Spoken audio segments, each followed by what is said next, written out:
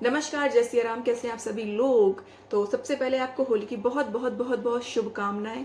कल यानी कि 24 मार्च को होलिका दहन है, तो सोचा क्यों ना आपको एक बार होलिका दहन से परिचित करा देते हैं, क्योंकि एज अ यूपीएससी एस्पिरेंट या फिर आप किसी भी विषय की तैयारी कर रहे हैं, आप लोगों को हर चीज़ तथ्यों के बेस पे जाननी होती है।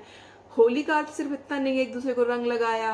होलिका दहन क्यों किया जाता है, अब सबको सिर्फ इतना पता है कि क्योंकि आज के दिन भक्त प्रहलाद थे, उनको उनकी बुआ जलाने जा रही थी। उनकी बुआ को एक वरदान प्राप्त था कि अग्नि उन्हें टच नहीं कर सकती, यानी स्पर्श नहीं कर सकती है, पर भगवान ने भक्त प्रहलाद की रक्षा की। यही कथा है, सबको पता है, जो कि पौराणिक कथा है और जो कि सत्य भी है। एक सनातनी इसको सत्य ही मानता है, अन्य का हम कुछ नहीं कह सकते, जैसी जिसकी सोच। ठीक है, बाकी इसके अलावा होली की एक फैक्ट के थ्रू बताती हूँ कि होलिका दहन क्यों किया जाता है। तो जब हम वैदिक काल में जाते हैं तो होली का जो एक अन्य नाम है वो है नवश्रेष्ठी यज्ञ कहा जाता था। यानी कि इस पर्व पर जो सुहागिन स्त्रियां होती थी वो पूर्ण चंद्रमा की पूजा करती थी। आजकल ऐसा किसी ने देखा है? नहीं देखा है ना।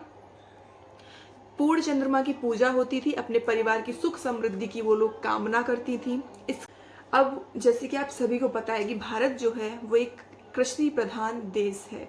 हम जिस संस्कृति में रहते हैं, जहाँ पर पल बढ़ रहे हैं, वहाँ पर बचपन सिखाया जाता है कि बेटा अगर झाड़ू में भी पैर लग जाए तो उसको भी स्पर्श यानी चरण स्पर्श करके निकल जाओ।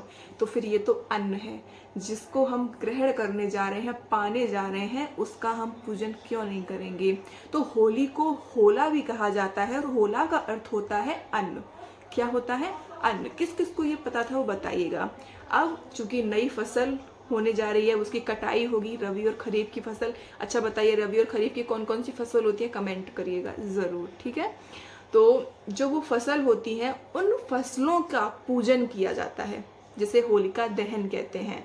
तो पौराणिक कथा है, वो भी अपनी एक कथा है, वो भी गलत नहीं है। इसके अलावा जो फैक्चुअल बातें हैं वो भी आपको बताने, ताकि आप ये ना कहें ना कि कुछ भी बोलते हैं सनातनी। सनातनी कुछ भी ऐसे ही नहीं बोलते हैं, वो बिल्कुल सही बात, तथ्यों के आधार पर बातें बताते हैं। ठीक है, गांव वगैरह से बिलोंग करते होंगे तो आपने देखा होगा कि जहाँ भी एक स्थान पर होलिका दहन का उत्सव हो रहा होता है, वहां पर अपने घर से या अपने खेत से लोग ले जा करके बालें, गेहूं की बालें तोड़ तोड़ के ले जाते हैं, फिर वहां से लौटा करके लाते हैं। यानी कि यज्ञ में पहले समर्पित की और वहां से प्रसाद के रूप में ग्रहण करके लाते हैं कि अब इस अन्न को हम अपने पूरे साल तक ग्रहण करने वाले हैं, पाने वाले हैं, जिसे नवश्रेष्ठी यज्ञ भी कहा जाता है।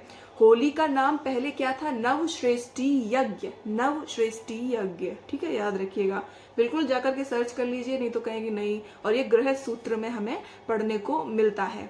कुछ ही दिनों बाद यानी कि होली के कुछ दिनों के बाद ही चैत्र मास प्रारंभ होने जा रहा है, इसीलिए होली को नव संवत का आरंभ एवं वसंत गमन का प्रतीक भी माना जाता है। ये इसलिए वेदों के अनुसार होली का अर्थ ये भी है। ठीक है, जिससे अभी तक आप लोगों से छुपा हुआ था। छुपा क्यों हुआ है? क्योंकि हम उस तरफ गए ही नहीं है आज तक। चलिए, होली पर अन्य वीडियो भी लेके आऊंगी। पहले इस वीडियो को बताइए कैसा लगा आप लोगों को, और रबी और खरीफ की फसल में कौन कौन सी फसलें आती हैं ये भी आपको हमें कमेंट करके बताना है। मिलते हैं आपसे अगले वीडियो में, तब तक के लिए प्रणाम, जय सिया राम। और पढ़ाई करते रहिए, मस्ती करते रहिए, पढ़ाई के साथ साथ मस्ती करते रहिए। ठीक है चलिए।